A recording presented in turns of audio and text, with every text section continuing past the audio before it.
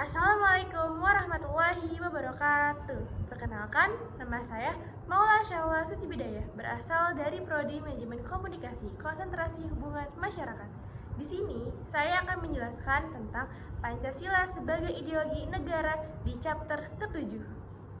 Ideologi merupakan seperangkat sistem yang diyakini setiap warga negara dalam kehidupan bermasyarakat, berbangsa, dan bernegara. Secara istilah, ideologi berasal dari kata idea, yaitu gagasan, konsep, pengertian dasar, cita-cita, dan logos yang berarti ilmu.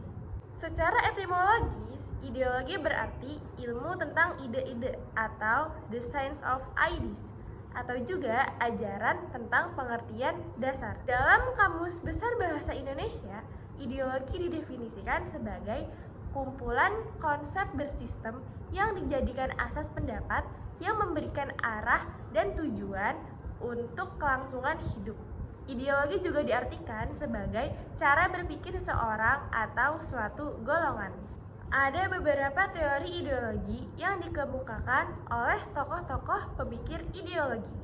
Yang pertama, ideologi sebagai sistem kepercayaan, yaitu sekumpulan kepercayaan dan penolakan yang diungkapkan dalam bentuk pernyataan yang bernilai yang dirancang untuk melayani dasar-dasar permanen yang bersifat relatif bagi sekelompok orang. Ideologi sebagai proyek nasional, sesuatu yang muncul dari suatu cara baru dalam wacana politis. Wacana tersebut terlibat otoritas atau tradisi retorika emosi. Yang ketiga, ideologi sebagai relasi sosial. Ideologi merupakan sesuatu sistem gagasan politis yang dapat digunakan dalam perhitungan politis. Corak ideologi. Yang pertama, seperangkat prinsip dasar sosial politik yang menjadi pegangan kehidupan sosial politik yang diinkorporasikan dalam dokumen resmi negara. Yang kedua, suatu pandangan hidup yang merupakan cara menafsirkan realitas serta mengutamakan nilai tertentu yang memengaruhi kehidupan sosial, politik, serta budaya. Yang ketiga, suatu model atau paradigma tentang perubahan sosial yang tidak dinyatakan sebagai ideologi, tetapi sebagai ideologi, misalnya ideologi pembangunan. Dan yang keempat, berbagai aliran pemikiran yang menonjolkan nilai tertentu yang menjadi pedoman gerakan suatu kelompok.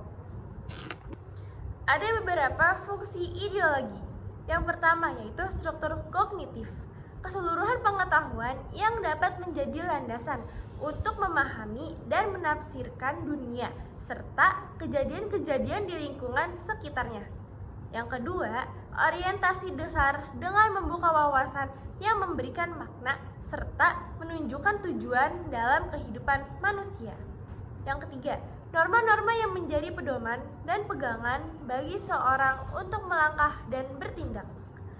Yang keempat, bekal dan jalan bagi seseorang untuk menemukan identitasnya. Yang kelima, kekuatan yang mampu menyemangati dan mendorong seseorang untuk menjalankan kegiatan dan mencapai tujuan. Serta yang terakhir, pendidikan bagi seseorang atau masyarakat untuk memahami, menghayati, serta memolakan tingkah lakunya sesuai dengan orientasi dan norma-norma yang terkandung di dalamnya. Urgensi Pancasila sebagai ideologi negara. Pancasila sebagai ideologi negara menghadapi berbagai bentuk tantangan. Salah satunya, tantangan yang paling dominan adalah globalisasi.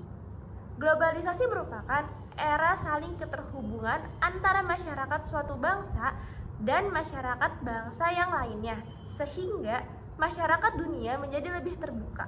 Dengan demikian, kebudayaan global terbentuk dari pertemuan beragam kepentingan yang mendekatkan masyarakat dunia. Urgen. Demikian penjelasan materi dari saya. Kurang lebih mohon maaf. Wassalamualaikum warahmatullahi wabarakatuh.